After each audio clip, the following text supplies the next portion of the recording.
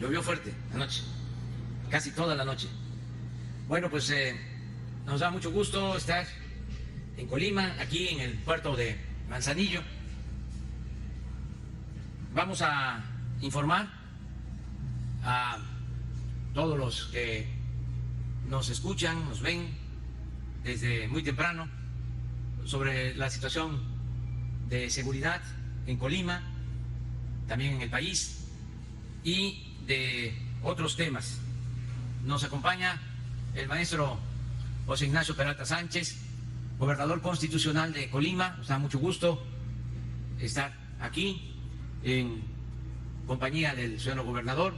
También la presidenta municipal de Manzanillo, Griselda Martínez Martínez, y el programa de información va a consistir en una introducción del ciudadano gobernador sobre la situación de seguridad en Colima, y posteriormente el almirante secretario de Marina, José Rafael Ojeda Durán, va a informar sobre seguridad en Colima, lo que está sucediendo en este estado. Y al finalizar ya estas dos exposiciones, intervenciones, pues abrimos para las preguntas de ustedes. Entonces comenzamos con el ciudadano gobernador Ignacio Peralta, que va a informarnos.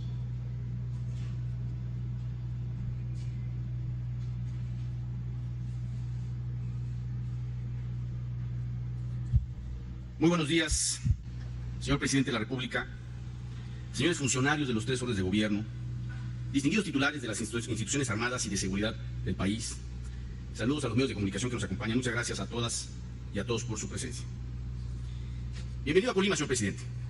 Estamos en el puerto más importante de México y uno de los tres que mayor volumen de carga mueve en América Latina.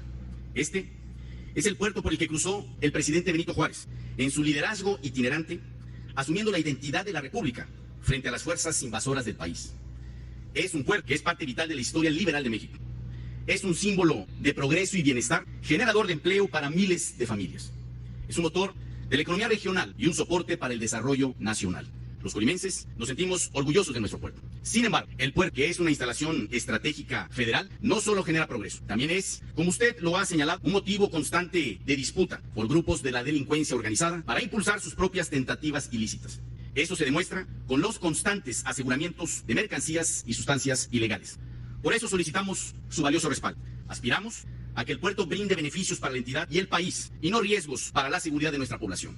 El puerto de Manzanillo es, además, uno de los símbolos históricos de nuestro esfuerzo federalista. Colima comparte tales definiciones esenciales. Somos una entidad que abrazó el federalismo como una forma de luchar contra la integración al centro del país, o por resistencia a quedar anulada como una simple provincia de las entidades que nos rodearon, las que aspiraron al control de nuestros recursos desde la colonia y muy avanzado el siglo XIX. Es propicia la ocasión para señalar que también soy un demócrata como usted, señor presidente. Poseo una profunda definición liberal, federalista y republicana que intento expresar en todas las políticas y decisiones en que participo. Quiero confirmarle, señor presidente, que encontrará en mí a un interlocutor respetuoso que intenta respaldar sus decisiones, pero que también defenderé mis puntos de vista, convicciones y perspectivas, considerando algo muy importante: que las coincidencias no implican jamás sometimiento y que las diferencias no significan ni pueden significar confrontación. El debate de las ideas, como norma para la construcción de la República, debe regirse por la tolerancia y no ser motivo de persecución. Estar conmigo o en mi contra atenta en contra del federalismo que cimentó a México desde la Constitución de 1824 con los ideales de Ramos Arizpe, José María Luis Mora y Valentín Gómez Farías. Disentir nunca más debe confrontar. Mucha sangre se ha derramado en nuestro país para construir los cauces institucionales que permiten dirimir nuestras diferencias. Aquí en Colima respaldamos con entereza decisiones impulsadas por su gobierno, como el INSABI y la creación de la Guardia Nacional, entre otras. Pero también expresamos preocupación por temas complejos, como lo es la necesidad de respaldar a los gobiernos estatales y municipales que enfrentamos la dramática caída en los ingresos. Otro de los sólidos rasgos de solidaridad con el gobierno federal fue la decisión de impulsar acciones de control financiero, de austeridad en el gasto y de cuidado de los recursos. Nosotros vendimos el avión desde el inicio de mi administración y nos desplazamos, como usted, señor presidente, en vuelos comerciales. Otro tanto podemos decir de continuas decisiones difíciles, de ajuste en los ingresos, de creación de instituciones dedicadas al fomento del ahorro, en suma, de cambios estructurales que tendrán efectos positivos en el largo plazo, porque más que pensar en elecciones, debemos pensar en las próximas generaciones. Pero las dificultades siguen y nos hemos visto obligados a emprender nuevos esfuerzos financieros para cumplir obras clave como el C5I, la remodelación del edificio histórico del Palacio de Gobierno y el combate al COVID que crece en la entidad. Creemos necesario, señor presidente, cada vez más revisar el pacto fiscal por el factor de distribución. Colima, en especial, aporta mucho a la Federación y a cambio recibimos muy poco. Además, las participaciones federales siguen descendiendo, lo cual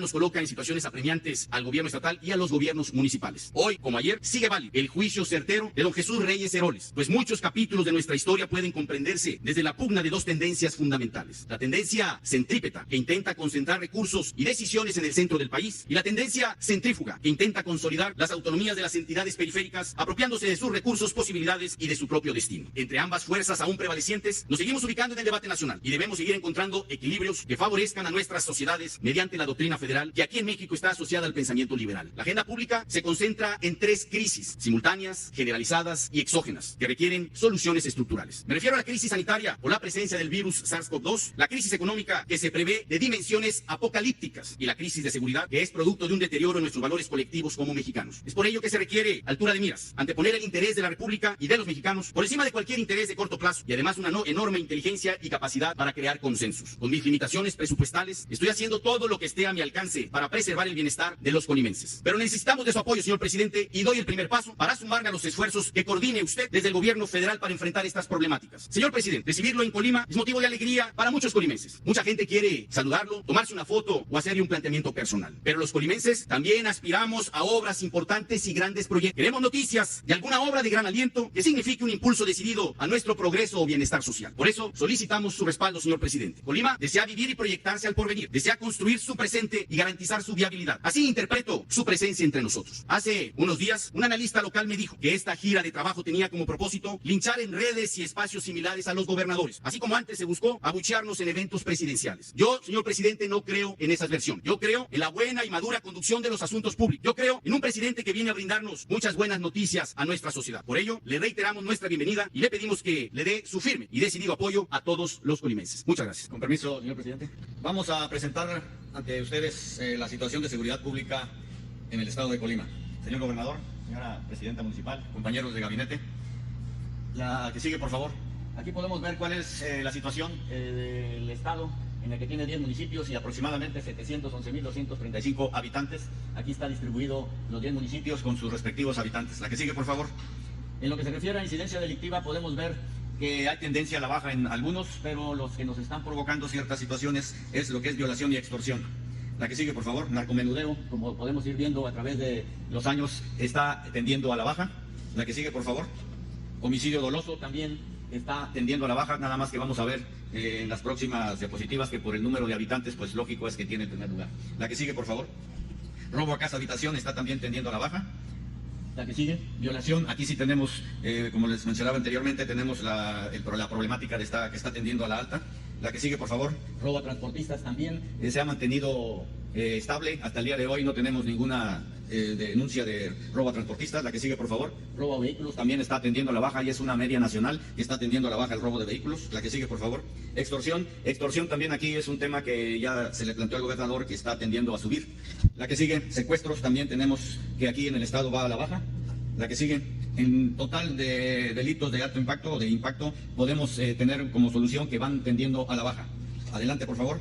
En homicidio doloso por cada 100.000 habitantes, aquí es donde podemos ver que Colima está en la clasificación número 1 con respecto a la media nacional de 39.46 y Colima se va hasta 137.23. La que sigue, por favor. Los municipios con mayor... La que sigue, por favor. Los municipios... Falta, a ver la anterior, por favor, de municipios con mayor incidencia delictiva. Aquí lo podemos ver, que los municipios del estado de Colima con mayor incidencia delictiva, desde luego que está como primer lugar Colima, segundo lugar Manzanillo y tercer lugar Villa de Álvarez. La que sigue, por favor. En lo que se refiere a seguridad pública, pues sí, Colima tiene un déficit en cuanto a elementos tanto de policías estatales como de policías municipales. Es un tema que se le planteó al señor gobernador para que de una u otra manera a ver si se puede incrementar el número de policías. En lo que se refiere a las fuerzas de seguridad pública que hay en el estado, aquí podemos ver que la Secretaría de la Defensa Nacional tiene 1.575 elementos, de los cuales 735 están desplegados. Lo que se refiere a la Secretaría de Marina, tenemos 2.197 elementos, de los cuales 330 están desplegados. De esa misma parte de los 1.197 hay 584 que corresponden a la Guardia Nacional, de los cuales 436 se encuentran desplegados. Aquí en Colima existe una coordinación estatal que está aquí en Manzanillo y regionales que también se encuentra una aquí en Manzanillo con 314 elementos y la otra se encuentra en Colima con 122 elementos. Aquí se van a construir 4 cuarteles por lo pronto para la Guardia Nacional Falta un quinto que está en Minatitlán, que estamos viendo la legalización del terreno para poder empezar a construir. Aquí se han construido 7 bancos de bienestar, 2 sucursales de Banjército, es lo que se está construyendo aquí para el apoyo a las Fuerzas Armadas. La que sigue, por favor, en cuanto a aseguramientos, estos son todos los aseguramientos que se han llevado desde el 2019 al 2020 a la fecha. La que sigue, por favor. Los recursos que la Federación da al Estado, aquí lo podemos ver, en total del fondo de aportación para la seguridad pública y del Fortastec y del Fortamun, es una inversión que se tiene del gobierno federal hacia el Estado. Ya lo platicó el señor gobernador y están haciendo lo debido para llevar a cabo esos recursos e implementarlos. Se han comprado vehículos para la policía, etcétera. Se va reforzando el sistema de seguridad. La que sigue, por favor. En los que se refiere a todos los programas de beneficios, aquí al Estado han caído 1.623 millones de pesos repartidos en los diferentes, Sembrando Vida, que el Banco de Bienestar, becas para jóvenes escribiendo el futuro, etcétera. La que sigue, por favor. En lo que se refiere a la atención de emergencia sanitaria respecto al COVID-19, el apoyo interinstitucional que se está dando son en los rubros de seguridad a instalaciones, patrullaje y perifoneo y fuerzas de reacción. Aquí, como lo podemos ver, para la seguridad de instalaciones se tienen 169 elementos de las 3 fuerzas federales, patrullaje y perifoneo 150 y fuerzas de reacción 110 elementos en todo el estado. Y por último, en lo que se refiere a lo que se tiene aquí en las instalaciones de la 6ª Región Naval de Búsqueda y Rescate, que es una estación naval de búsqueda y rescate con 14 elementos, 2 embarcaciones, se han dado en lo que va del año 49 operaciones, rescatados 3 elementos y una evacuación médica. Eso es todo lo que podemos decir con lo que se refiere aquí al estado de Colima. Gracias. Muy bien, vamos.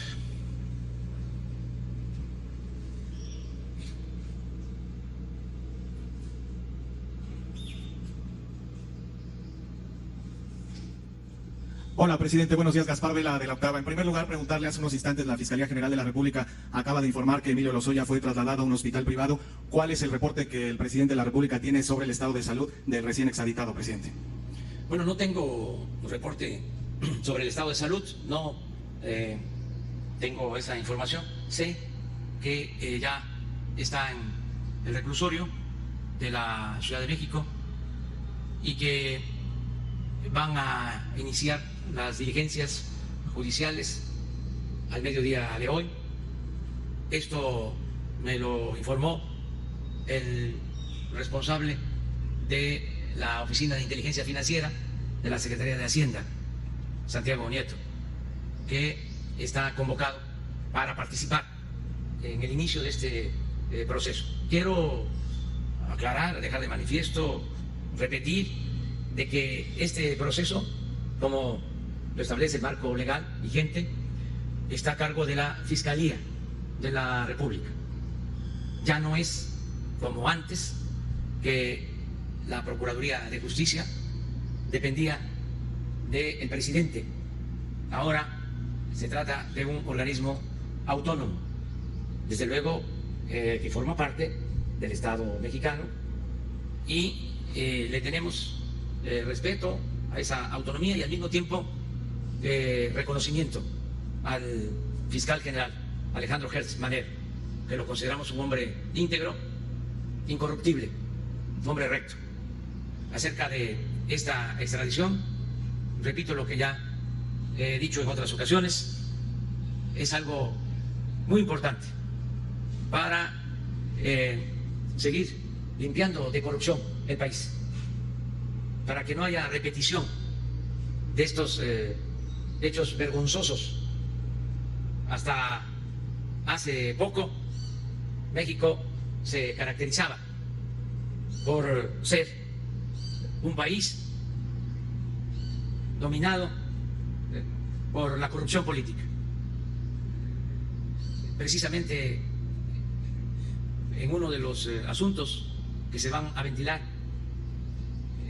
ahora que inicia este juicio del señor Lozoya, está relacionado con el caso de Odebrecht, una empresa brasileña cuyo dueño, un señor Odebrecht, fue detenido, juzgado en Estados Unidos y ofreció informar a cambio de que le redujeran las penas, y declaró en Estados Unidos. Y esto desató pues un proceso en contra de funcionarios del más alto nivel en países de América Latina. Fueron a la cárcel presidentes de esos países, altos funcionarios, pero en México, a pesar de que se hizo lo mismo que en otros países, a pesar de que hubo sobornos, prevaleció la impunidad. Es como si se hubiese detenido el tiempo. Sin embargo, ahora, aún con el tiempo perdido, con la demora, se va a actualizar este asunto y va a ayudar mucho, repito, para saber qué ocurrió, por qué se entregaron esos sobornos, a cambio de qué, quiénes recibieron esos sobornos. Entonces, son dos cosas. Desde que tomé posición lo dejé de manifiesto.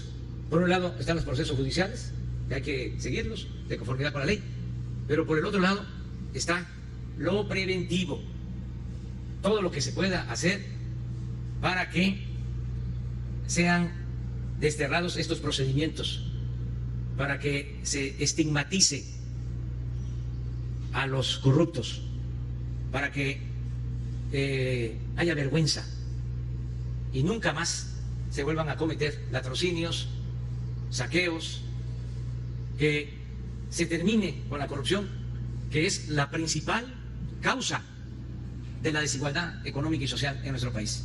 El principal problema. Si acabamos con la corrupción y con la impunidad, vamos a poder enfrentar cualquier adversidad. Vamos a lograr el renacimiento de México. Pero el principal problema es la corrupción. Eso era lo que impedía salir adelante. No habían calamidades o pandemias como la del COVID-19, pero imperaba esa peste que dañaba mucho al país. Y por eso, aún en tiempos de salud pública, en tiempos que no había pandemias, se padecía de pobreza, de marginación, de abandono, por la corrupción que imperaba. Entonces, el juicio al señor Lozoya va a ayudar mucho a que se aclaren estas cosas, se sepa qué sucedió y se siga combatiendo la corrupción y la impunidad. Presidente, en otra pregunta sobre la situación de violencia aquí en Colima, ¿cuál es el análisis que tiene el Gabinete de Seguridad acerca pues, de este clima de violencia? Colima, acabamos de ver que es la primera entidad con más homicidios dolosos por cada 100.000 habitantes. ¿Y qué acciones se realizarían por parte de la Federación para reducir estos índices delictivos, presidente? Pues tiene que ver con lo mismo. La corrupción.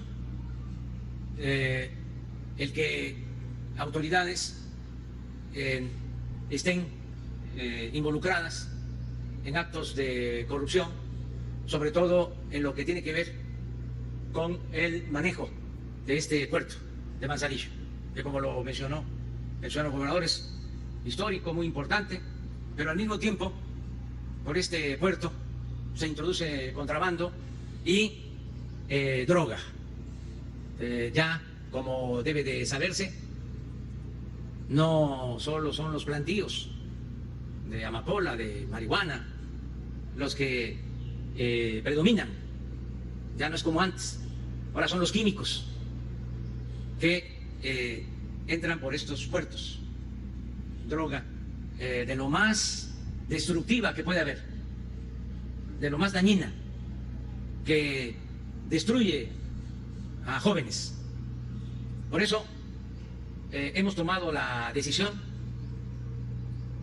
acabo de darlo a conocer al Gabinete de Seguridad, de que las aduanas terrestres y marítimas van a estar a cargo de elementos de la Secretaría de la Defensa y de la Secretaría de Marina.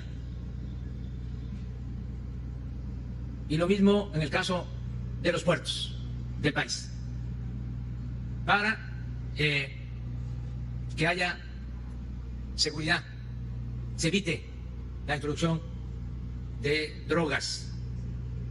He dado esa instrucción el día de hoy al secretario de Seguridad Pública, al secretario de la Defensa, al secretario de Marina.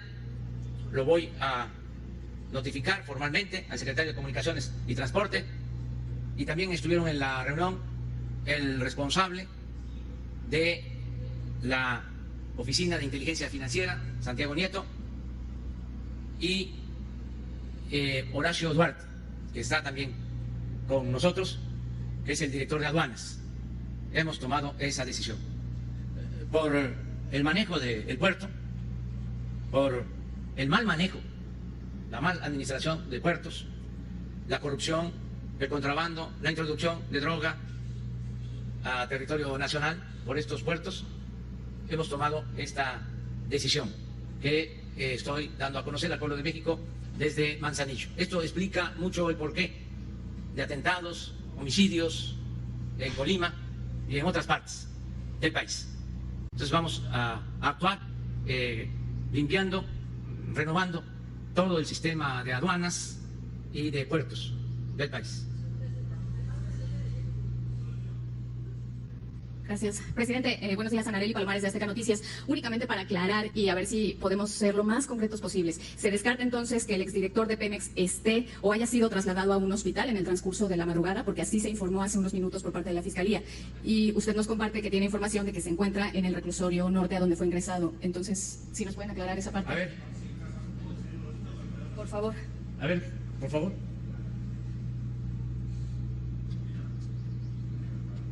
Usted es el que tiene que ver con el reclusorio. Sí, bueno, este es el de la Ciudad de México, el reclusorio norte. Efectivamente fue ingresado en este penal, pero fue trasladado inmediatamente después a un hospital privado por algunos síntomas y algunas molestias que presentó. Estoy tratando en este momento, mientras hablo con ustedes, de localizar el reporte. ¿Perdón? ¿Ya lo tienes ahí? Ah, ok, sí. Bueno, ya aquí está el informe de la Fiscalía.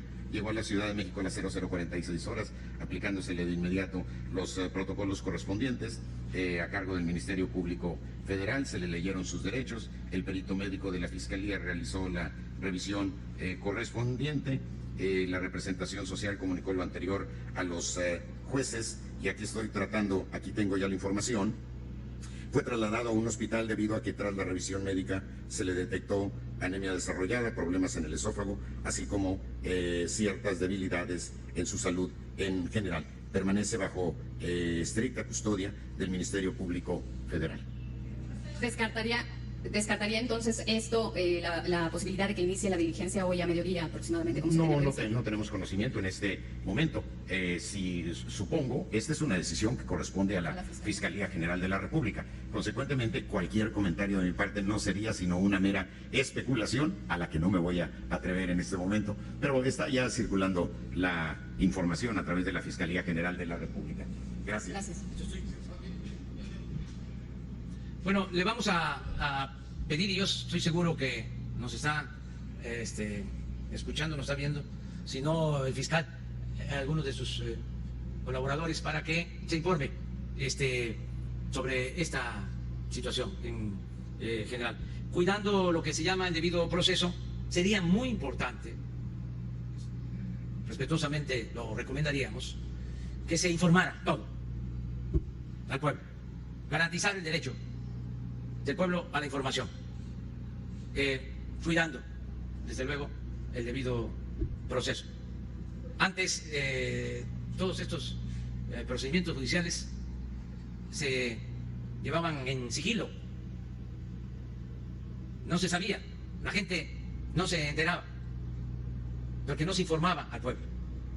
Entonces, buscando no violar el debido proceso, una recomendación respetuosa a la Fiscalía es que se informe, que se le informe al pueblo, que se piense en lo que es el Tribunal Popular, el Tribunal de los Ciudadanos. Muy bien. Buenos días, presidente. Escobar, corresponsal de Tiempo.tv. Sobre el tema del caso de Lozoya, ya empezaron incluso algunas solicitudes de licencia, incluso de legisladores, para salir del país sobre este caso, que después de que usted menciona que podrían estar involucrados justo legisladores en ese momento, y que bueno, pues ahora, y que fueron también exfuncionarios en el periodo de Enrique Peña Nieto. Preguntarle si como ya lo han llamado otros legisladores, temblor político que va a provocar las declaraciones de Emilio Lozoya, alcanzarían incluso al expresidente Enrique Peña Nieto, se va a aplicar la ley, o como usted lo ha dicho en otros casos, se haría un borrón y cuenta nueva por ser el caso del expresidente y uno de otros exfuncionarios. Bueno, vamos a ver qué resulta.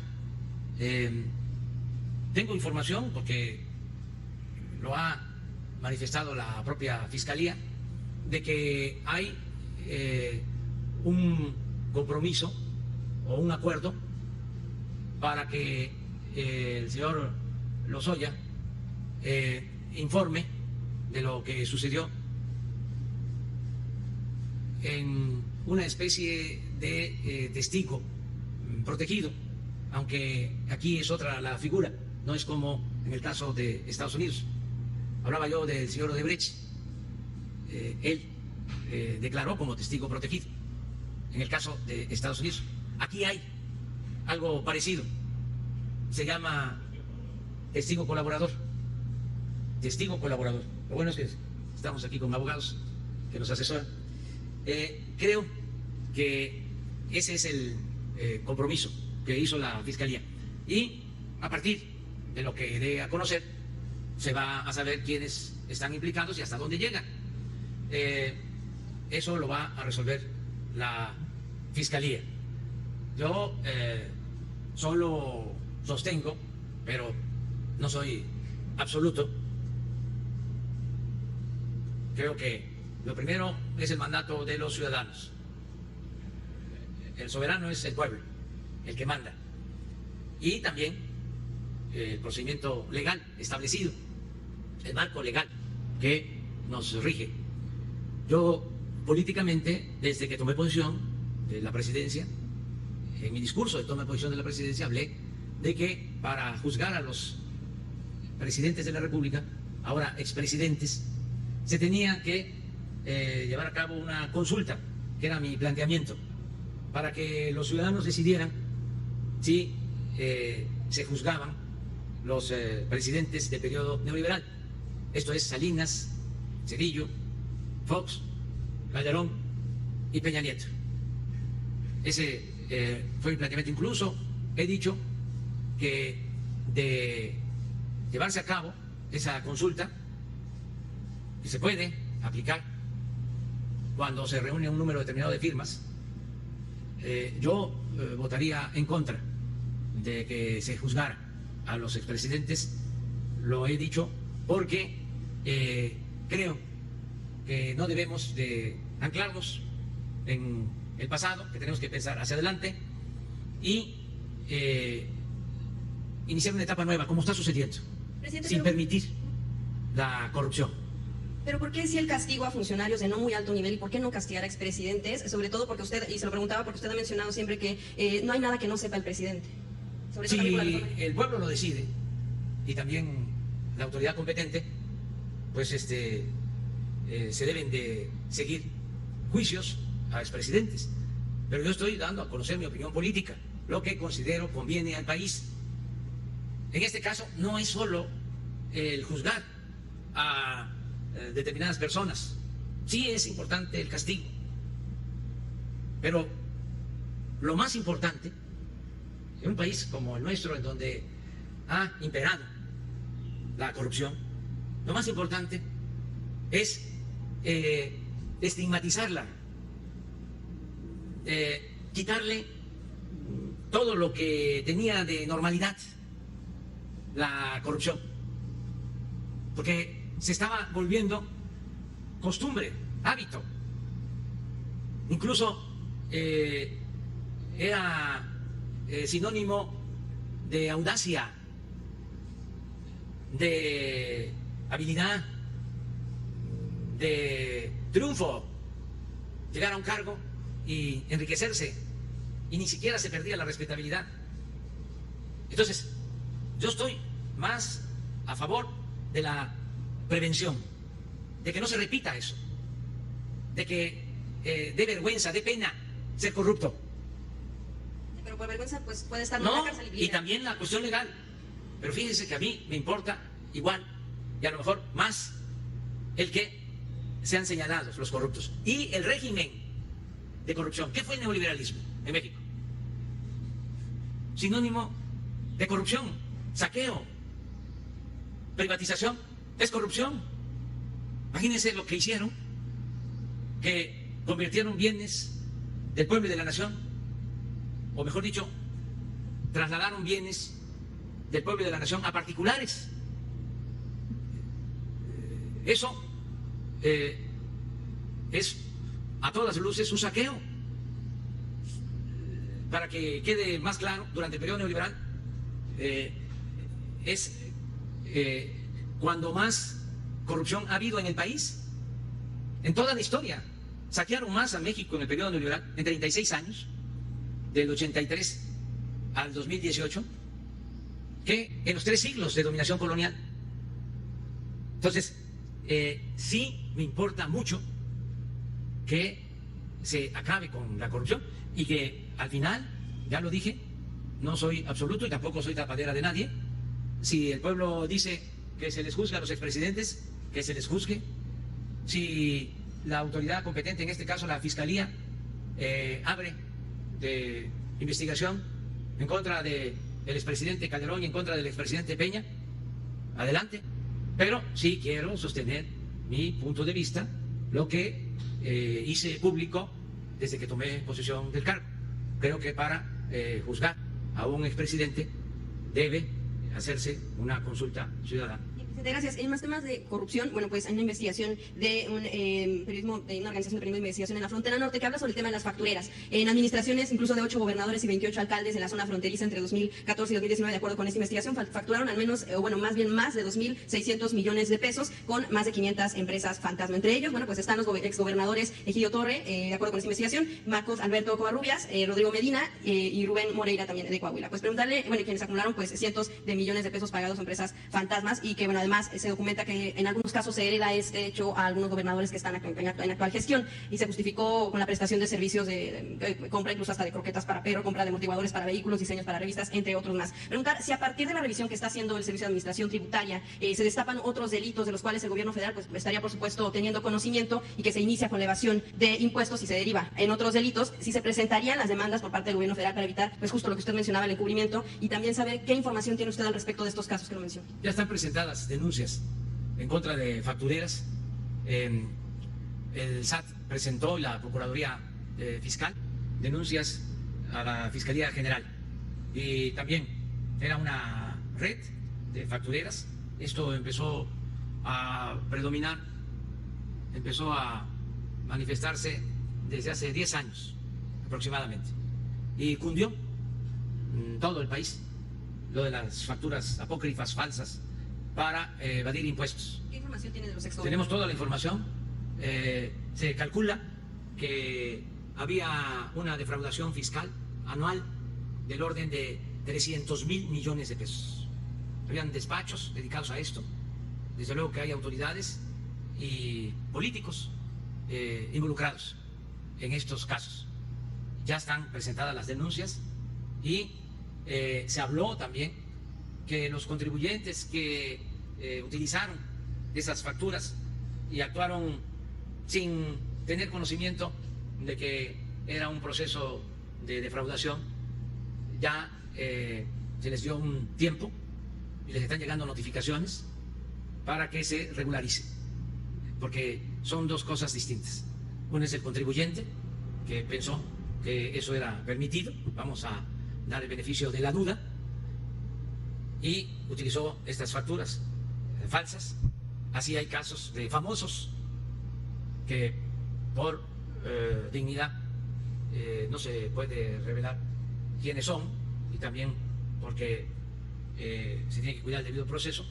Ellos tienen esa posibilidad de ir al SAT y les van a mostrar que sus facturas son falsas y van a tener la oportunidad de ponerse al corriente. Y otra cosa son los despachos que llevaban a cabo estas operaciones. Yo le voy a pedir a la directora del SAT, al procurador fiscal, que nos informe la semana próxima en una conferencia de prensa cómo van estas investigaciones, porque lo que estás diciendo es cierto. Es decir, es un asunto que cundió, que se presentaba de manera general lo de las facturas falsas, los llamados factureros. Gracias. Y finalmente, pues, se confirma ya la entrada del Grupo Villacero para Altos Hornos de México, la reactivación y el rescate que está teniendo por la situación que estaba viviendo principalmente en la zona de Monclova. También, bueno, ya se confirma la compra de carbón por parte de la Comisión Federal de Electricidad. Preguntarle qué información le ha dado al respecto a Alfonso Romo y sobre todo cómo intervendrá el gobierno en la inyección de, bueno, pues sí, de recursos que necesita AMSA para su reactivación, presidente. Si esto tiene que ver también con la, pues ya, salida de Alonso García. Bueno, nosotros queremos que se resuelva este asunto porque está de por medio la economía de la región de Monclova. Nos interesa mucho la situación de pequeños empresarios, de quienes ofrecían servicios a esta empresa, Altos Hornos, proveedores que tienen asuntos pendientes con Altos Hornos y sobre todo los trabajadores de la empresa. Entonces se está buscando que no quiebre la empresa, pero al mismo tiempo no se puede rescatar con dinero del pueblo, porque ya no es como antes, que quebraban empresas, quebraban los bancos y con dinero del presupuesto se rescataba a estas empresas. El acuerdo al que nosotros estaríamos dispuestos a llegar es que, de conformidad con la ley y de acuerdo a los avalúos que existen, el sobreprecio que se pagó por la compra de la empresa de fertilizantes, porque el señor Ancira vendió a Pemex precisamente esto que se va a empezar a ventilar, una planta de fertilizantes en Coatzacoalcos que se estima, de acuerdo a avalúos oficiales, se pagó con un sobreprecio de $200 millones. Es decir, se pagó de más de lo que valía realmente la planta. Entonces, nosotros queremos recuperar esos $200 millones. Si Villacero compra Altos Hornos, tiene que hacerse cargo de esa deuda, tiene que responsabilizarse y pagar esos $200 millones. Lo que hemos dicho, que ha habido consulta de la Fiscalía, es que nosotros podríamos dar plazos para el pago de esa deuda, pero no cancelarla. Se tendría que pagar, la Hacienda Pública tendría que recuperar ese dinero. Ese es el compromiso que se está haciendo para que el que compre la planta pues no tenga que pagar de inmediato pues todos los adeudos, porque no solo es la deuda al gobierno, se debe a particulares. Está en una situación financiera muy delicada esa empresa, pero al mismo tiempo es una empresa muy importante para esa zona de Coahuila y queremos que se recupere, ojalá y se lleve a cabo esa operación.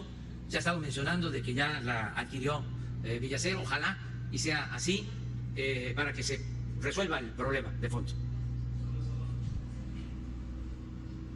Gracias. Si nos pudiera dar más detalle usted o el señor Horacio acerca de cómo se va a instrumentar este cambio que usted comenta acerca de la administración de las aduanas. Es puertos, aeropuertos, pasos fronterizos. ¿Qué va a suceder con el personal que ya está trabajando ahí? Siempre ha habido denuncias de que ha habido corrupción por parte de gente que trabaja en estos puertos de ingreso al país. ¿Hay investigaciones contra cuántos? ¿Se espera que se recaude más también o que simplemente ya no ingresen mercancías de manera irregular al país? Entiendo que son varios beneficios, pero si nos pudiera dar un poquito más de detalle acerca de esto. Y la otra, señor presidente, hay un llamado a que haya aportaciones voluntarias por parte de funcionarios de gabinete, de subdirectores, entiendo, hasta usted. Usted estaría, entiendo, aportando un 25% más, digo, un 25% de salario. ¿Hacia qué va dirigido todo esto? Este recurso que se espera pues recabar, ¿a qué destino va a ir? Y si toda la administración, desde subdirectores hasta los secretarios de Estado, entiendo que usted sí está de acuerdo, si todos están de acuerdo y están ya aportando o van a aportar este recurso que se les pide. Bueno, sobre lo primero, y sería interesante que el director de aduanas, Horacio Duarte, explicara cómo entendió la instrucción de la mañana. Yo les adelanto que han habido cambios siempre en las aduanas, pero se mantienen las mismas estructuras. O hay cambios en lo administrativo, pero no se apoya en seguridad. Para que se entienda mejor, lo que va a iniciar es la intervención en aduanas y en puertos integral. Es la administración y la vigilancia. Es algo parecido a lo que hicimos con las instalaciones de Pemex para combatir el huachicol. Recuerden de que en la torre de Pemex, el piso 3 estaba dedicado supuestamente a detectar las tomas clandestinas. Había un sistema de monitoreo muy sofisticado y sabían cuándo perdía presión un ducto y estaban robando, pero sonaba la alarma y sonaba y nadie hacía nada, porque había un contubernio. Acabamos de estar en la refinería de Salamanca y además de que se robaban el combustible con las tomas clandestinas, lo más grande del robo, lo más cuantioso, salía en pipas de la propia refinería. O sea, era una pantalla lo de las tomas, porque tenían realmente tomada la refinería, que es lo que pasa en algunas aduanas. Entonces es rescatar las aduanas. Acerca de la colaboración de los servidores públicos, este decreto que firmé es para que todos aportemos por la pandemia y también por la crisis económica. Que el que gana más aporte más.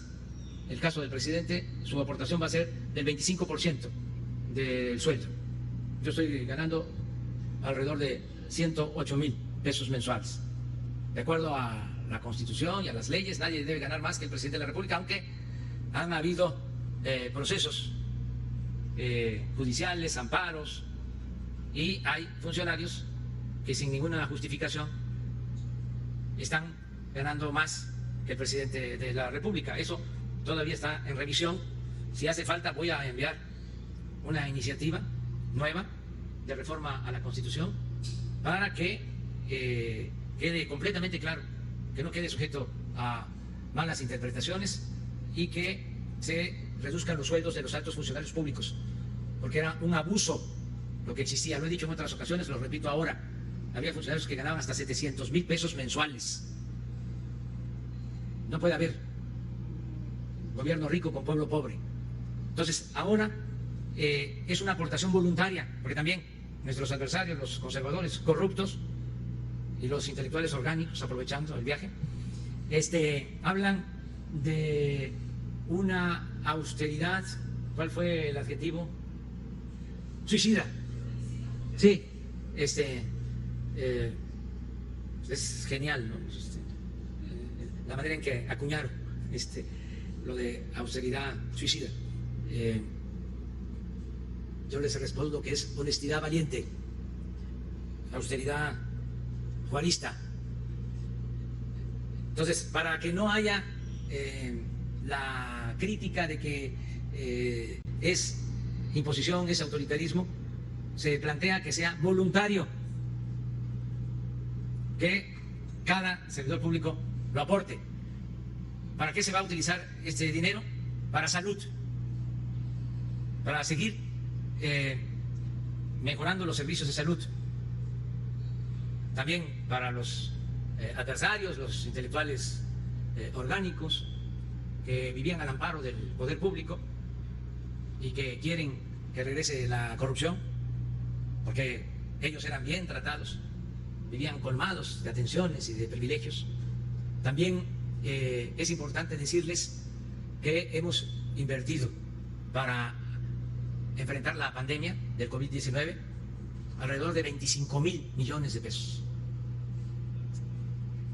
Que sepan que en 4 meses se contrataron más de 50,000 trabajadores de la salud, médicos, enfermeras.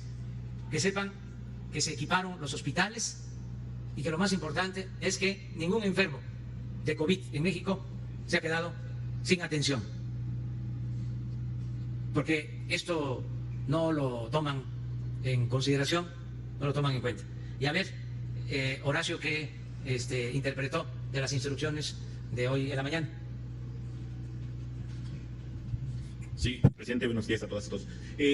Hace ya algunas semanas hemos venido trabajando con la Secretaría de Marina en una propuesta integral para que, en el caso de las 49 aduanas, las 17 aduanas marítimas, las aduanas fronterizas y las aduanas interiores, que es el mecanismo en el que tenemos dividido al país, comenzáramos en el marco de lo que se tiene firmado de convenios, recordando que la presencia de la Sedena y de la CEMAR no es nueva en el trabajo de cuidado, de auxilio en las aduanas de México. Y ahora con esta instrucción que ha girado el presidente en el marco del gabinete, vamos a establecer el mecanismo para que las administraciones de las aduanas del país sean ocupadas por personal que provenga de la Secretaría de la Defensa Nacional o de la Secretaría de Marina. El mecanismo jurídico que se utiliza tradicionalmente, porque vuelvo a insistir, no es la primera vez, en este momento ya hay personal que ha sido propuesto por la Secretaría de Marina, que está ocupando algunas posiciones en el sistema, en las aduanas de México. El mecanismo jurídico es que tienen que pasar a la parte civil. Ahí vamos a buscar el mecanismo legal en el marco de la ley que nos permita tener varios objetivos. El primero, mantener y aumentar la recaudación en las aduanas, recordando que las aduanas le significan al país un ingreso de alrededor de 900,000 millones de pesos al país. Una parte importante del IVA se cobra precisamente a través del sistema aduanero. Por lo tanto, lo que hemos planteado siempre es que no se rompa ese esquema fundamental, que es garantizar el ingreso a las arcas públicas por el mecanismo de las aduanas. Segundo, garantizar la seguridad nacional, sobre todo en los aeropuertos, en las fronterizas y evidentemente en las marítimas, ejemplo el caso de Manzanillo, porque en el caso de la seguridad nacional, pues todos sabemos los tres elementos que constituyen el trabajo, que es evitar el ingreso de drogas, evitar el ingreso de armas, y también recientemente hemos estado haciendo acciones para evitar el ingreso de moneda extranjera, sobre todo que suponemos es producto de actividades ilícitas. En ese marco tenemos que garantizar la segunda función de las aduanas, que es garantizar la seguridad nacional por los ingresos. En ese sentido, y el tercer elemento es el combate al contrabando, ya sea el contrabando técnico, que es el mecanismo en donde cuando entran las mercancías entran subvaluadas, se reporta un valor menor y por lo tanto hay una afectación nuevamente a las finanzas, y el contrabando bronco, que es el ingreso simple y llanamente de mercancías que no pagan un solo impuesto, que entran al mercado negro. Sobre todo esto lo detectamos mucho en las aduanas del norte del país, como ejemplo la de Nuevo Laredo. En el caso de combustibles tenemos un punto muy crítico en Matamoros y en Reynosa, donde tenemos detectado el ingreso de combustible de los Estados Unidos, que entra prácticamente sin ningún mecanismo de coordinación. Entonces, esas son las acciones que vamos a cuidar. Ahora con esta instrucción buscamos que la presencia de las aduanas se garanticen esas tres funciones fundamentales para el Estado mexicano, con personal que habrá de ser propuesto por la Secretaría de la Defensa Nacional y por la Secretaría de Marina, y bajo la coordinación, bajo el mando que estamos ejerciendo desde la Administración General de Aduanas del Sistema de Administración Tributaria, y creemos que esto va a ayudar, insisto, a aumentar la recaudación y a combatir las prácticas ilícitas que se están dando en este momento. Paralelo a ello, hemos ya iniciado la revisión del tema de la corrupción. En este momento ya hemos removido algunos administradores de aduanas. En los últimos días se han removido ya algunos. Hemos presentado ya algunas denuncias. La unidad de inteligencia financiera, que es una herramienta muy importante de coordinación con nosotros, también ha reportado algunos administradores de aduanas que han cometido posibles ilícitos, y en ese sentido vamos a mantener ese trabajo de coordinación para garantizar que cualquier servidor público que trabaje en aduanas y esté involucrado en acciones ilícitas tenga que responder ante los procedimientos jurisdiccionales correspondientes. Tenemos investigados en coordinación con la Unidad de Inteligencia Financiera 6. En este momento hemos separado del cargo a 3 y han renunciado uno más recientemente, y previo a mi llegada habían renunciado uno un mes anterior y habían sido removidos 2 más. Esas son las cifras que tenemos, y en el caso de algunas aduanas, si no mal recuerdo, alrededor de 5 aduanas tenemos solo encargados del despacho porque fueron removidos, y estamos en ese proceso de renovación de los administradores de las aduanas. Esa sería la información. En materia de aduanas, en materia de lo que es la administración portuaria integral, anunció también el presidente que se vendrían a cabo algunos cambios. Se entiende como principal objetivo de las APIs lo que es el impulso al comercio exterior, que precisamente es lo que genera la captación de todas estas divisas, muchísimas gracias, de todos estos recursos a través de las aduanas. La experiencia, Horacio, nos ha dicho que cuando está al frente de una API gente que no tiene, el perfil o la preparación para impulsar el comercio exterior, el movimiento portuario desciende fuertemente. No es preocupante dejar de recaudar. Digo, la vigilancia de los puertos es importantísima, maravillosa, necesaria, pero el impulso de la economía portuaria a través del comercio exterior también lo es, ¿o no lo creen así? Bueno, hay una definición sobre el tema de las APIs que no corresponde a las aduanas, pero en el caso de las aduanas, lo que hemos venido trabajando ya con la Secretaría de Marina, el personal que se va a incorporar con nosotros, primero ha entrado ya a un mecanismo de curso de capacitación, precisamente para no perder el impulso del tema económico. Es muy importante la seguridad, pero también ya estableció un mecanismo de un curso para que el personal que se está incorporando conozca lo que es el procedimiento aduanero, lo que es el procedimiento del comercio exterior, precisamente para que no, queriendo tapar un hueco como es la seguridad, vayamos a destapar el tema del ingreso, que además ha sido un planteamiento del presidente, una instrucción que nos dio cuando llegamos, de buscar aumentar el ingreso de las aduanas del país. ¿Esos cambios cuándo se estarían dando? Estarán en el transcurso y iremos informando. Con respecto a lo de las APIs, no estamos hablando al vacío, tenemos datos duros. En el sexenio pasado, aquí incluso en Manzanillo, hubo un almirante como administrador. Y tenemos los datos. La recaudación subió. Otro caso en Lázaro Cárdenas, también se nombró un almirante como administrador. Y la recaudación subió. No es lo que usted menciona. Y tenemos los datos. Simple y sencillamente por dos razones. Una, porque el personal es honesto, hace las cosas bien. Y la otra, porque al ser un militar que tiene un apoyo para la seguridad integral del puerto, lógico es que se evita que existan malos manejos. Ese es el tema en sí. Gracias. Sí, muchísimas gracias. Aprovechando, señor presidente, sobre el tema del COVID, indiscutiblemente que hoy usted está en el municipio que presenta el mayor número de casos positivos, el mayor número también de defunciones, lamentablemente, en el estado de Colima. Hay algunas actividades que han prevalecido, que han continuado, entre ellas la portuaria, afortunadamente, y aunque ha venido en decremento derivado de la pandemia a nivel mundial, y aunque aquí se ha dicho otra cosa, que no es así, bueno, hay otro sector que también es muy importante y del cual dependen miles y miles de familias. Y me refiero al sector turístico. Hay planes, hay programas, hay acciones directamente para quienes han estado más de 100 días con puertas cerradas, algunos de ellos, percibiendo prácticamente 0 centavos de ingreso, pero sí haciéndole frente a los gastos, sí manteniendo incluso muchos de ellos a una nómina de su personal que no han despedido, que lo han mantenido.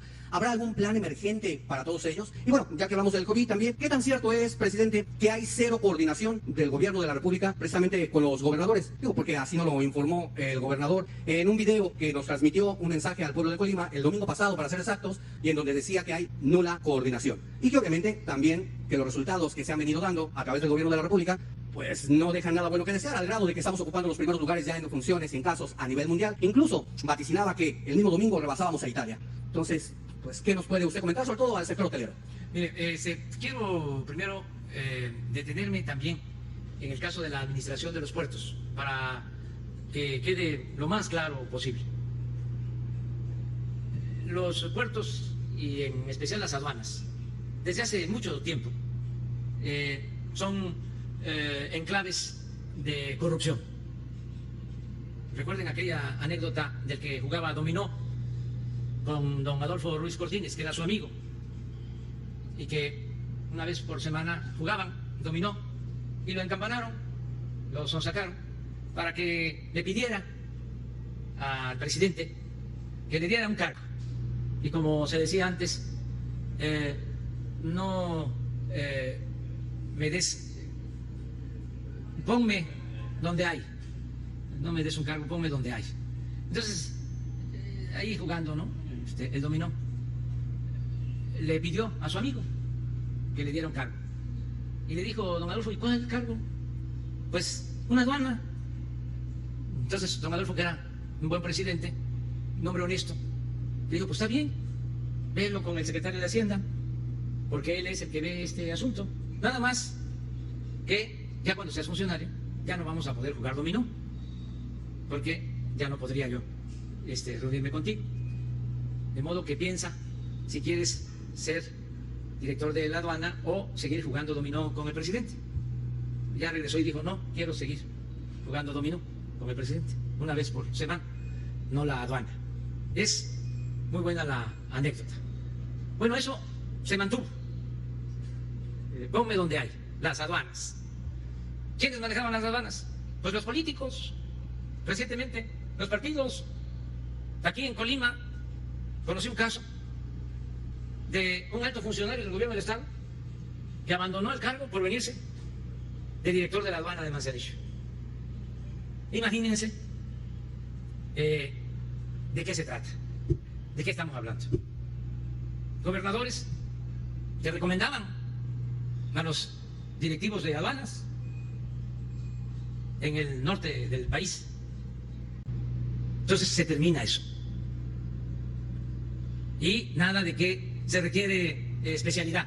Está como el asunto de los que van a estudiar al extranjero. El hijo del padrino, según la novela de Puzo, de Mario Puzo, estudió en el extranjero, lo mandaba el padrino a que estudiara. Y así, los que más daño le han hecho al país son los que supuestamente tienen más conocimiento sobre el manejo de la economía. Son los que han acabado con el país. Hay uno de ellos que yo le llamo el padre de la desigualdad moderna, que fue presidente y estudió en Harvard. Ahí le dejo de tarea que investiguen quién fue. Bueno, entonces no es un asunto solo de capacidad, de profesionalismo. Es un asunto fundamentalmente de honestidad. Ni modo que sea tan complicado saber la importancia que tiene el comercio exterior y cómo recaudar los impuestos. Aquí lo que necesitamos en un país, repito, que se estaba pudriendo por la corrupción, que parecía de la peste de la corrupción, lo que necesitamos son mujeres y hombres honestos, honrados. Entonces, por eso es lo de la intervención en el caso de los puertos. Acerca de el COVID, estamos atendiendo lo médico. Lo importante es que no haya saturación en hospitales. Eso es lo que estamos cuidando. Por eso la estrategia que se siguió de aplanar la curva para que no se nos saturaran los hospitales, porque también recibimos un sistema de salud que estaba en el suelo, en muy mal estado. Afortunadamente se aplanó la curva, se ha prolongado la pandemia, pero tenemos capacidad para atender a los enfermos en todo el país. Les voy a mostrar, a ver si no tienen lo de la ocupación, ¿sí?, de hospitales, para ver cómo andamos a nivel nacional. Ayer hablé en la noche con el gobernador de Tabasco, que es donde tenemos más saturación en hospitalización general, creo que 84%. No así en el caso de terapia intensiva, ahí hay camas todavía disponibles en un 40%. En hospitalización general es Tabasco, que nos preocupa, Nuevo León. En los dos casos ya estamos ayudando. En el caso de Tabasco va a ampliarse un hospital del ISSSTE que se va a dedicar por completo a COVID. Los derechohabientes del ISSSTE van a ser atendidos en un convenio que tenemos con hospitales privados, que aplica también en algunos estados. Y lo mismo en el caso de Nuevo León, ya estamos atendiendo lo de la ocupación hospitalaria. No sé si tienen la... Sí, el gobernador tiene reunión, creo que los martes o todos los jueves, con las autoridades federales. Ahorita le damos la palabra al gobernador. Sí, miren, esto es... A ver, ayúdenme aquí, a ver dónde está Colima.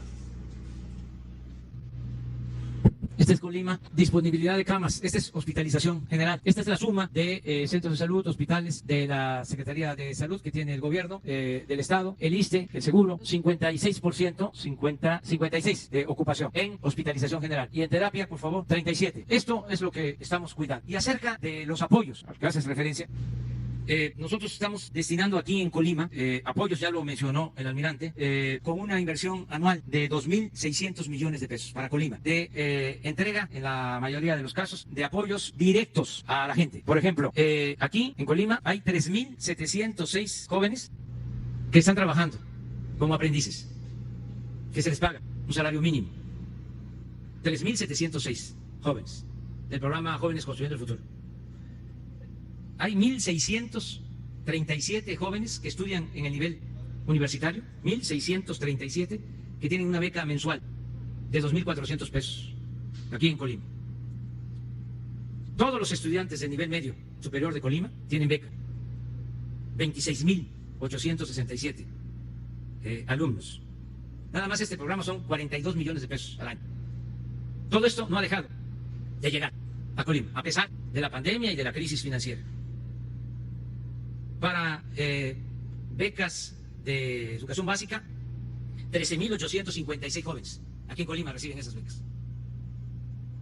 Aquí estamos construyendo una universidad pública, aquí en Colima, en Armería.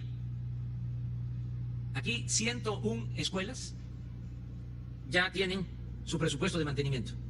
101 escuelas. A los padres de familias les llega directo, de acuerdo al número de alumnos, que puede ser de 150,000 pesos a 500,000 pesos, para que arreglen su escuela. Ya no llega el dinero a través de intermediarios, es directo. Aquí 55,000 adultos mayores, 55,000 adultos mayores tienen su pensión. Ahora se les está adelantando el pago 4 meses, se les está entregando hasta finales de octubre. Y solo va a quedar un bimestre, que va a ser noviembre y diciembre. Se les está entregando en estos días, aquí en Colima, a estos 55,000 adultos mayores. Lo mismo en el caso de niñas, niños con discapacidad. Reciben pensión 2.887 niñas y niños con discapacidad. De estancias infantiles, también su apoyo a 2021, niñas y niños. En el caso del campo, están recibiendo apoyo 3.644 productores, ejidatarios y pequeños propietarios. Esto es lo que se entrega de manera directa. Aquí lo mencionó el almirante. Vamos a tener bancos del bienestar, ya se están construyendo. Vamos a contar con 14 sucursales del Banco del Bienestar, para que estos apoyos les lleguen de manera directa a la gente, que no tenga que trasladarse a lugares distantes a buscar sus apoyos. Solo en créditos, lo que tiene que ver con la pandemia, 4 meses, aquí en el caso de Colima, más de 10,000 créditos a pequeños empresarios. Esto es comerciantes, dueños de pequeños hoteles, dueños de talleres, artesanos. Se está tomando en cuenta en este programa a meseros, a camareras, a taxistas. Aquí se está contemplando una inversión solo en créditos de 280 millones de pesos para Colima. Ya en el caso de los créditos, ya se han entregado hasta hoy 3.151 en el IMSS. Acuérdense ustedes de que hay pequeñas empresas que tienen a sus trabajadores inscritos en el seguro, para que no los despidieran, porque muchos empresarios han actuado con solidaridad, y a pesar de que llevan más de 3 meses cerrados o con ingresos muy bajos, no corrieron a sus trabajadores. Entonces, a esos pequeños empresarios se les están entregando estos créditos de 25,000 pesos a cada pequeña empresa, a pagar en casi 4 años. Serán 3 meses de gracia y empiezan a pagar al 4.º mes alrededor de 800 pesos mensuales. La tasa de interés es la del Banco de México, es la más baja que existe en el país. Para estas empresas que tienen trabajadores en el seguro, en el caso de Colima, ya se entregaron a 3.151 empresas. Esto significa 78 millones de pesos. Y en otro crédito que se llama La Palabra, se han entregado 7.339, también a pequeños empresarios del sector formal y del sector informal. Aquí son 183 millones de pesos. Entonces, en general, les decía, son alrededor de 250, 260 millones de pesos en pequeños créditos, en beneficio de alrededor de 11,000 pequeñas empresas en Colima. Me llevo tiempo para informar porque esto a lo mejor no se sabe y es interesante que se conozca. Aquí en Colima empezó el programa Sembrando Vida. 5,000 campesinos ya están recibiendo apoyo. 5,000 campesinos que reciben un jornal de 5,000 pesos mensuales, efectivos 4.500, dejan 500 de ahorro, pero es para cultivar sus propias parcelas. O sea, se les está ayudando para que planten árboles frutales y maderables. Este programa va a mantenerse durante todo el sexenio. Este apoyo a 5,000 productores. Y así, con otras obras de infraestructura, la inversión del gobierno federal en Colima es de 2.615 millones de pesos. Entonces, sí estamos apoyando. También le están llegando al gobernador las participaciones federales, lo que por derecho le corresponde al Estado, de manera puntual. No tenemos deudas con el gobierno de Colima. También aquí quiero recordar que se decidió que los carros que transitan por la autopista de Colima a Manzanillo ya no paguen viaje, los automóviles. Eso fue una gestión y fue un acuerdo que se tomó con la Secretaría de Comunicaciones y Transportes. Pero era la información. Gracias, presidente. Pues ahora sí que por alusiones. A ver, nada más para aclarar, sí hay una comunicación continua con el gobierno federal. Lo coordina la secretaria Sánchez Cordero de Gobernación. Participan pues, una muy importante cantidad de funcionarios federales, desde el director del IMSS, ISSSTE, secretario de Salud, el subsecretario López-Gatell. Nos conectamos todos los jueves y participamos prácticamente todos los gobernadores. Alguno que otro por razones de agenda probablemente no se completen, pero estamos ahí la gran mayoría de los gobernadores. No es que no haya una comunicación, sí la hay. No coincidimos en todo, se dicen las cosas con claridad. Voy a poner 3 ejemplos de temas en los que se han suscitado polémicas porque no hay coincidencia. Un tema es la aplicación de las pruebas. Ahí hay diferentes puntos de vista, visiones distintas de cómo utilizar este modelo para aplicar las pruebas. El segundo es la participación o asignación de responsabilidades de los diferentes órdenes de gobierno para hacer coercitivo o obligatorio el cumplimiento de las medidas. Un tercer tema donde tampoco hay acuerdo es en precisamente los paquetes de ayuda a sectores económicos, como aquí se ha dicho que el sector turístico está pasando por momentos muy complejos. El uso de cubrebocas es otro tema que ha causado también polémica y diferencias.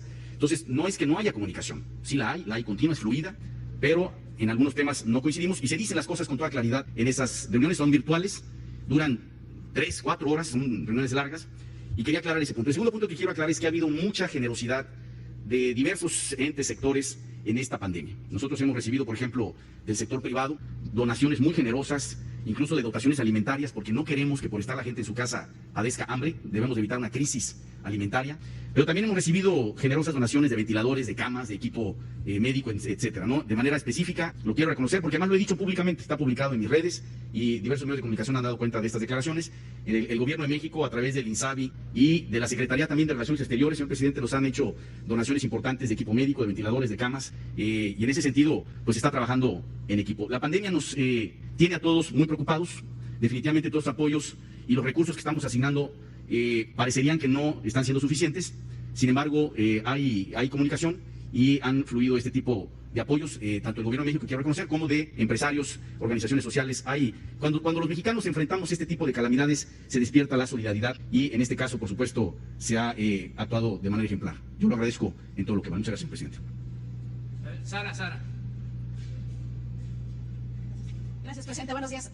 Para aclarar, porque decía el secretario Durazo que el traslado de Emilio Lozoya sí fue al reclusorio norte. Si nos pudiera explicar si esto fue así, porque hay versiones de que fue directamente al hospital y no tocó el reclusorio norte. Gracias. ¿Tienes la información o le pedimos a la Fiscalía que informe? Para no caer en contradicciones. Sí, mejor. Vamos a pedirle respetuosamente a la Fiscalía que informe, porque esto tiene que ver con la puesta en práctica del procedimiento de una institución autónoma. Pero hay yo, coordinación. sin mentirles, llevo 5 meses que no hablo con el fiscal, ni por teléfono. Esto lo digo porque, ya ven, los escritores y periodistas hablan de autoritarismo, ¿no? Yo estoy en todos lados. Todo lo que pasa tiene que ver conmigo. Me echan la culpa de todo. Pues esta es la prueba de que esto ya cambió. Sin mentirles, 4 o 5 meses sin hablar con el fiscal, ni siquiera por teléfono. Creo que la última vez que nos vimos fue cuando nos reunimos con el presidente de la Corte para decidir actuar de manera conjunta, respetando las autonomías, en la búsqueda de los jóvenes de Ayotzinapa, que tomamos el acuerdo conjunto de atender este caso como un asunto de Estado, por razón de Estado, y nos pusimos de acuerdo. Entonces, por eso ahora sí que ofrecemos disculpa, porque no nos informa. El fiscal no tiene por qué hacerlo. Es una institución independiente, autónoma. Y así con su autonomía, ¿qué le dice que el hecho de que Emilio Lozoya haya llegado y no haya pisado la cárcel, se haya ido directo a un hospital privado, que sí estaría muy mal de salud? Hay que ver por qué razón, hay que ver qué informa la Fiscalía, para no especular, para no caer en conjeturas. Yo le tengo confianza, eso sí, al fiscal, a Alejandro Gel Manero. Él es una gente recta, íntegra, y me da confianza. Sí, porque si no se informa se podría pensar que hay un trato privilegiado. Sí, hay que informar lo que es. Yo creo que el que nada debe, nada teme. Y la vida pública tiene que ser cada vez más pública. Cada vez más pública. Nada de acuerdos en lo oscurito, nada de sigilo cuando se trata de asuntos de interés público. Informar, transparentar. La transparencia es una regla de oro de la democracia. Entonces vamos a esperar mejor. Yo estoy seguro que van ellos a informar. Además, a mí me interesa saber, enterarme, como a todos los ciudadanos. Quiero saber todo lo que va a declarar el señor Lozoya, porque es de mis temas más importantes, el combate a la corrupción. Entonces, todos debemos estar pendientes, informándonos. Nada más, repito, para que no quede duda, y lo puedo probar técnica, científicamente, la causa principal de la desigualdad económica y social en México es la corrupción. La corrupción es la principal causa de la desigualdad económica y social, y por la corrupción se desató también la inseguridad y la violencia. Es el principal problema de México. Por eso están despistados quienes quieren restaurar el antiguo régimen caracterizado por la corrupción, por los privilegios. Por la corrupción hay pobreza, por la corrupción hay desigualdad, por la corrupción hay violencia. ¿Cómo es que quieren que regresemos? Pero además, los que supuestamente fueron alumnos de don Daniel Cosío Villegas, el mejor intelectual que ha habido en los últimos tiempos, sobre todo en lo que tiene que ver con la historia de nuestro país. ¿Qué decía don Daniel? ¿Cómo se les olvidó de que la causa que provocó, decía, tronchó la Revolución Mexicana? Lo que más daño causó a la Revolución Mexicana fue la instauración, el establecimiento de la corrupción en México. Eso decía el maestro de ellos. Estuvo hasta de sinodal de sus tesis. ¿Y cómo se les olvida? Y durante muchísimo tiempo, cuando imperó la corrupción, ya lo dije, porque siempre ha habido corrupción desde la llegada de los españoles. El mismo Bernal Díaz del Castillo, en la historia de la Nueva España, relata de que cuando se reparte el tesoro de Moctezuma, Cortés se queda con la mayor parte desde la llegada de los españoles. Y en el caso de los virreyes, durante los 3 siglos de dominación colonial, lo mismo. Pero nunca había habido tanta corrupción en México como en el periodo neoliberal, de 1983 a 2018. 36 años de saqueo. Bueno, durante todo ese tiempo, estos escritores y periodistas guardaron silencio, no hablaron del tema, como si no hubiese pasado nada. Más que no les puedo decir más fuerte, porque tengo que actuar con prudencia. Pero resulta que son los paladines de la democracia, cuando se dedicaron a tapar o a guardar silencio mientras saqueaban al país, y ellos mismos recibiendo canonjías porque tenían revistas, empresas editoriales que recibían contratos de la hacienda pública, revistas subvencionadas. Lo mismo que pasaba en el Porfiriato, que el gobierno subvencionaba a todos los periódicos y también a la intelectualidad, que también, dicho sea de paso, Ahora hay pues una crisis también en cuanto a las ciencias sociales. Es decir, ya no tenemos a los escritores, no tenemos a los intelectuales que se tenían antes. Hablaba yo de don Daniel Cosío Villegas. ¿Dónde está el Daniel Cosío Villegas de nuestro tiempo? Que esa es parte de la decadencia. Por eso no es una crisis la que enfrentamos, es un proceso de degradación progresiva, una decadencia. ¿Y cómo enfrentamos una decadencia? ¿Cómo salimos adelante de una crisis que afecta a todos los órdenes de la vida pública? Solo hay un camino, uno solo: la transformación del país. Arrancar de raíz, de manera radical, arrancar de raíz el régimen de corrupción. Eso es lo que puede llevar a el renacimiento de México. Y muchas gracias. Nos vemos el lunes. Nada más en este tema de la corrupción, quizá por eso mete tanto ruido esta postura suya del punto final con los expresidentes. Solo para cerrar este debate desde mi punto de vista, ¿usted qué haría? ¿Qué va a pasar si las investigaciones llevan a Peña Nieto? ¿Usted va a frenar esas investigaciones? No lo puedo hacer, no lo puedo hacer.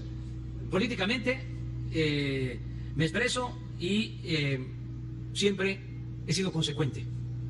Siempre actúo como pienso. Desde que tomé posesión en el discurso inicial del gobierno, traté el tema para que no se olvide. La próxima semana lo vamos a poner aquí, lo que dije sobre este asunto. Sin embargo, no soy tapadera de nadie. Yo llegué a la presidencia con el apoyo del pueblo de México. Mi único amo es el pueblo de México. No tengo compromisos con grupos de intereses creados. De modo que lo que diga el pueblo, y en este caso lo que diga la autoridad competente, la Fiscalía General de la República. Gracias. Muchas gracias. Nos vemos el lunes. Y muchas gracias a los medios de Colima. Muchas gracias.